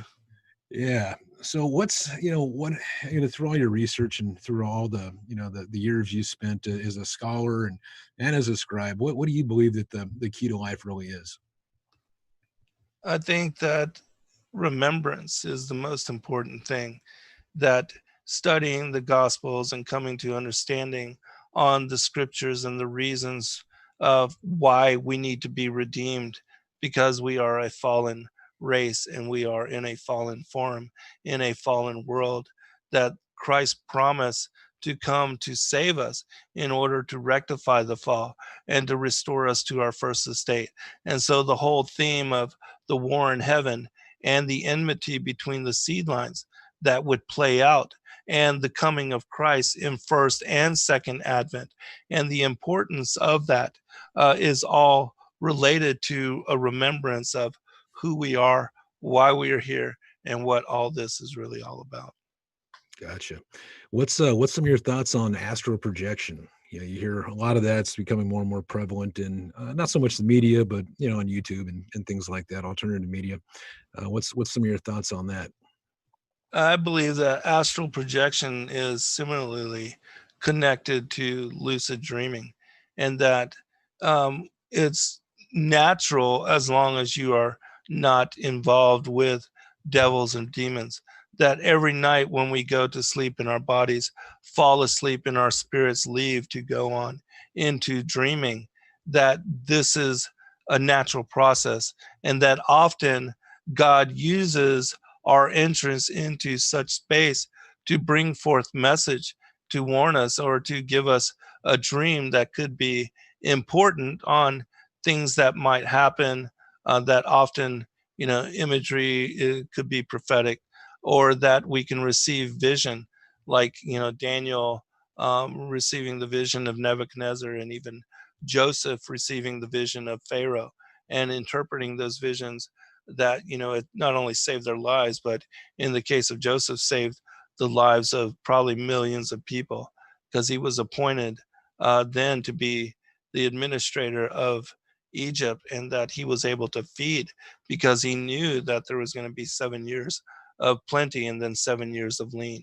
And using that knowledge, he prepared for those events and was able to save even that of his family. And so, with regard to dreaming, we don't place any emphasis or any importance upon it, but many cultures did. And there are many peoples worldwide that do, and they try to teach their children that dreams are important, and that when you live a life like that, it's my opinion that many who do and are able to recall and to retain what they dream, that many of them are led spiritually by the Spirit of God. In the same manner that if one is seeking out occult or magical preference, and that is involved in demonic, the conjuring of devils and demons, that surely you're going to increase in what might be called magical power and the relationship of these devils and demons. And so the choice is upon our free will and our heart, our intent, and our inclination to do good or evil. But as far as the astral spaces and dreaming, lucid dreaming, and that particular space, it has always been used as what is that barrier between dreaming, the waking world, and the dreamtime world, that when you step across it, you are able to interact with spiritual forces and to receive often vision or knowledge of prophecy or things that would happen in the future or So, even in the past. so what do you think about people that are on purpose trying to reach that state of mind or that different dimension? What do you think that people that are purposely through meditation or through trying to astral project outside of just sleeping, is that sinful? I mean, is that something that's okay? What's your thoughts on trying to get there throughout I guess without dreaming? What's just getting there on purpose? I think what is important about their intent is where they are in their spiritual walk and awareness and knowledge of who the true Godhead is. Because just like playing with a deck of tarot or playing with a Ouija board, if you don't know who the true God is and you don't have a relationship with the true Most High, well, then you're going to be interacting with devils and demons. And that is not going to be a good experience. And so it, in my opinion, depends a lot upon a person's intent and their true religious understanding and whether they are in true relationship with the Most High, because these things are tools. But again, if you don't know what you're doing, and if you're trying to invoke an experience with something you don't really understand what you're getting involved in, then the doorways that you are opening, you don't know what kind of entities, what kind of spirits are going to come through, nor what kind of entities you're going to interact with. And so it's like playing Russian roulette. Yeah, sounds pretty sketchy. I think I'll stick to just sleeping, right? All Right. right. All right. So we in the beginning we started talking a little bit before we went live about crypto and blockchain. What's some of your thoughts on crypto, blockchain? Do you think that it's good, bad? Just maybe some of your thoughts just in general on in your research. I think crypto is just like, again, the Ouija board or the tarot is just a tool, and that it can be used for good or evil. Decentralized, certainly that, I would think that the premise of why Bitcoin was established and that it cannot be manipulated by the elite or like fiat money just be created out of nothingness. I think that is a good thing, and that it can truly preserve a real store of value that is outside of the realm of the manipulation of those that are holding the wealth and the power in the world.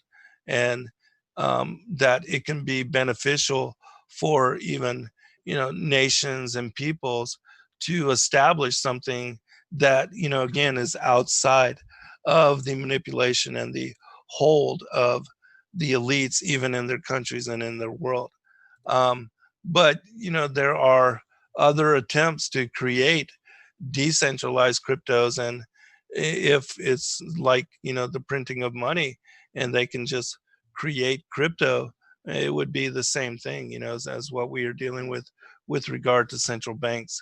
And so it's all just a matter of the kind of crypto, and the way that is used and what it really represents, that determines whether it could be good or evil. But I do think that as far as the end of days and what we see as AI technology and the coming of the Antichrist, the reign of the Antichrist, that certainly he will use such knowledge and such technology to perhaps even control buying and selling.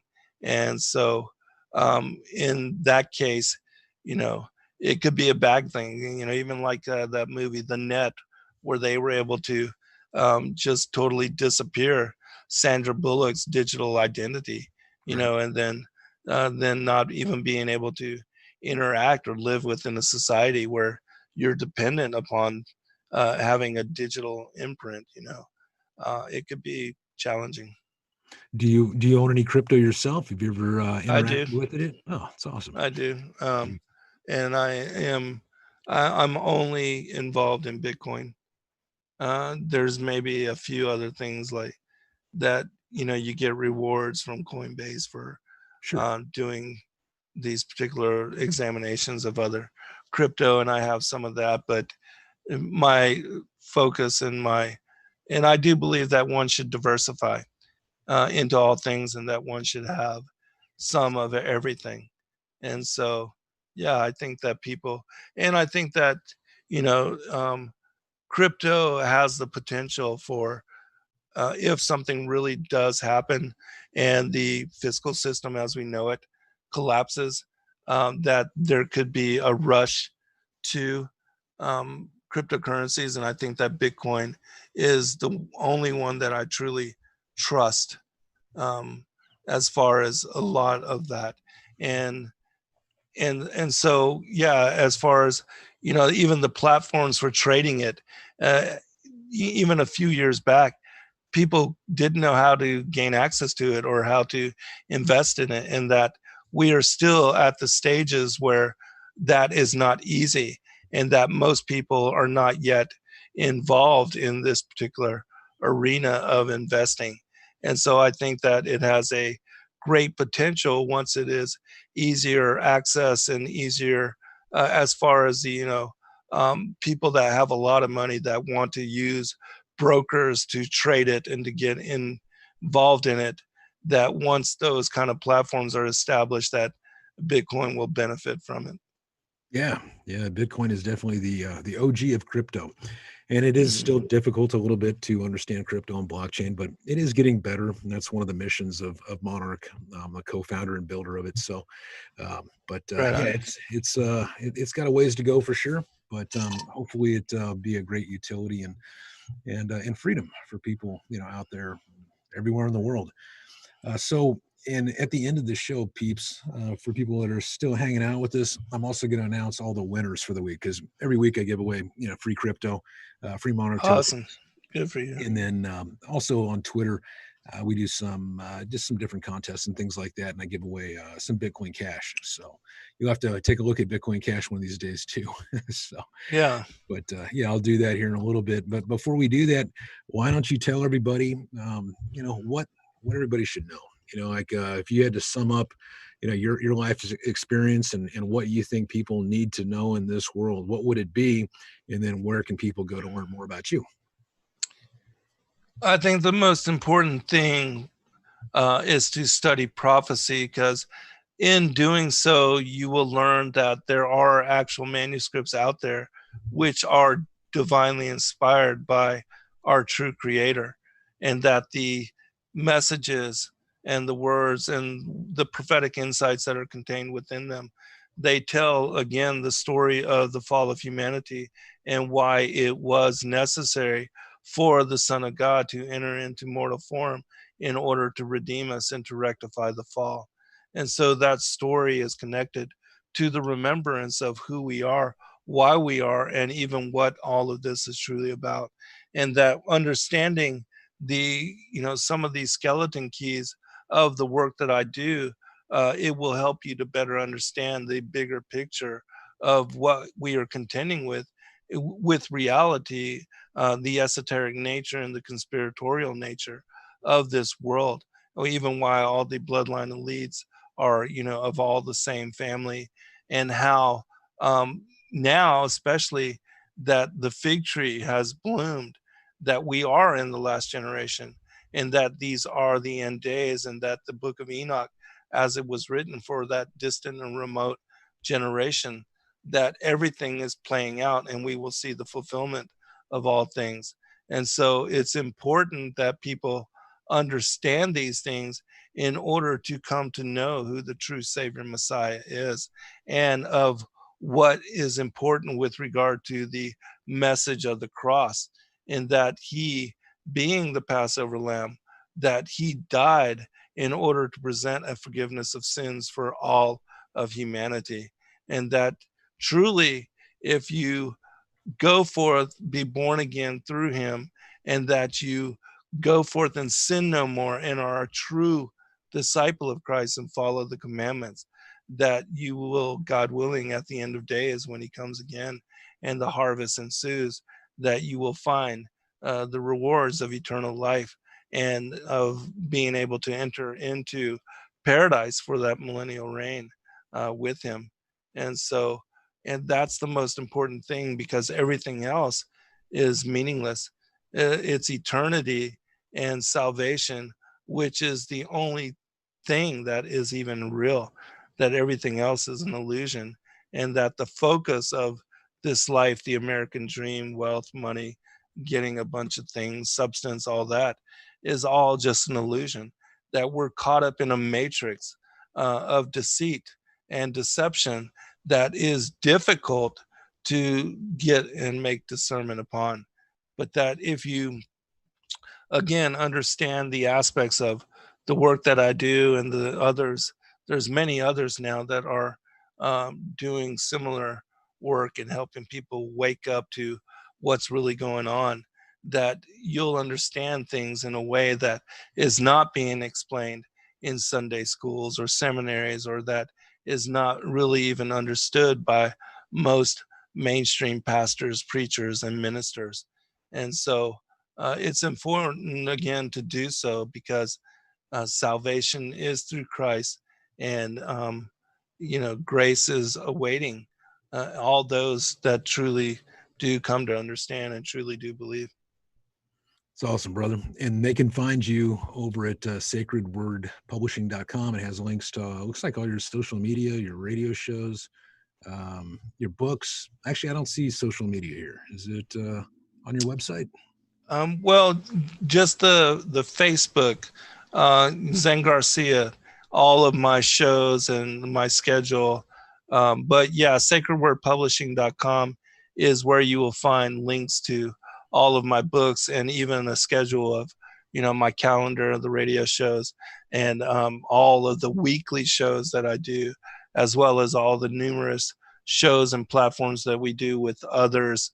All that can be found at sacredwordpublishing.com, or just Facebook, Zen Garcia. But we do have, through our YouTube, Endeavor Freedom and Zen Garcia, all of our shows are uploaded and live streamed. And I do a broadcast every Wednesday on Revolution Radio, 8 to 10 p.m. Eastern, and on Thursday night on Truth Frequency Radio, 9 to 11 p.m. Eastern. And so all that should also be available at sacredwordpublishing.com. It's awesome, man. I sure appreciate you coming on. I could literally talk to you for hours. I could just keep coming up with questions, yeah, you're a wealth of information. So it's been an honor and a pleasure having you on. I really appreciate it. And yeah, God bless you, man. I had a good time, and I thank you for the questions and the opportunity. I hope that your audience was blessed by some of what we talked about. Yeah, I hope so too. So I got to give away some crypto now. So you can hang around if you want. Yeah.